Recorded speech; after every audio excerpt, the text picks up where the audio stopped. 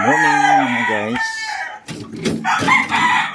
Ito na yung malapit na matapos yung scratch pin natin. Ayan na. Malapit na. So, nilagyan na ng graba. Then, pagkatapos ng graba yun,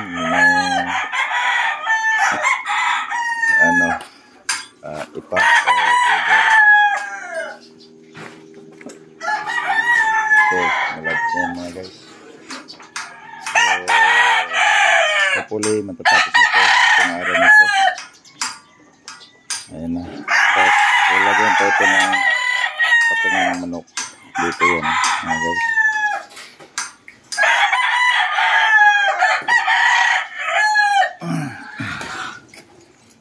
Dito. Ilagyan natin yung patungan ng manok. Lagyan natin pa yan. Tapos, ito, sa ibabaw, lagyan pa natin ng yero yan para kung sakali mag-ulan, hindi mababasa yung manok. So,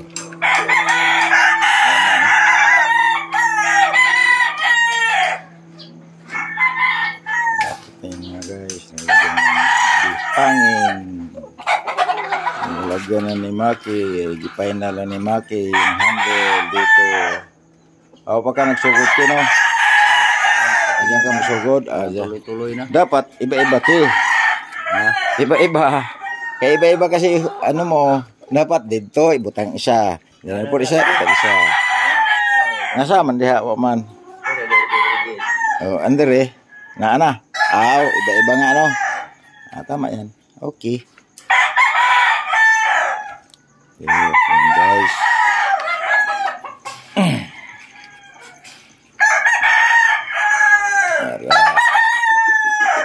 Maganda yung scratch pin nila. Yan. Maraming purpose to. Hindi lang po scratch pin. So dito ang lalagyan natin ng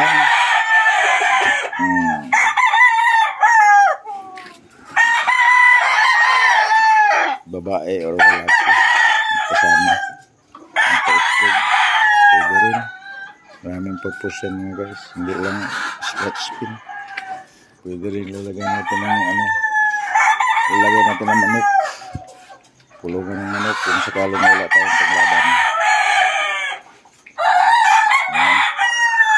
Medyo na. Aray.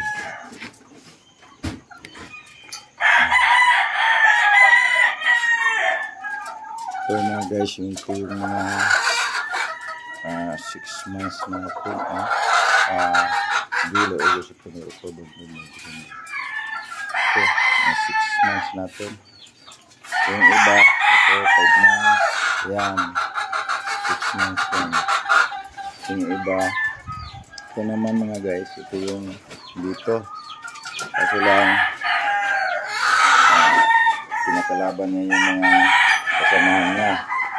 Kaya nilipat na natin. Ito na siya ngayon.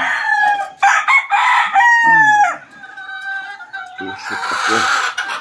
So, yung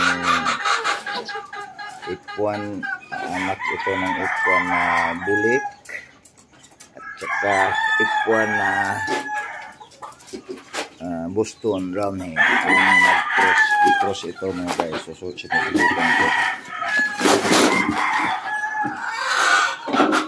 Subukan ko siyang i-cross kung anong resulta.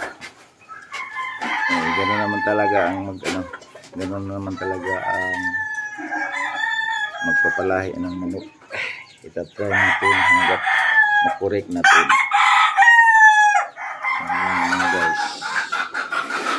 So ito siguro by next month isa-isahin ko to kung saan yung mga siga na dyan na unti-unti natin ilagay na sa tulungan nila. Yun lang, nag-update lang ko mga guys sa status ng manukan natin.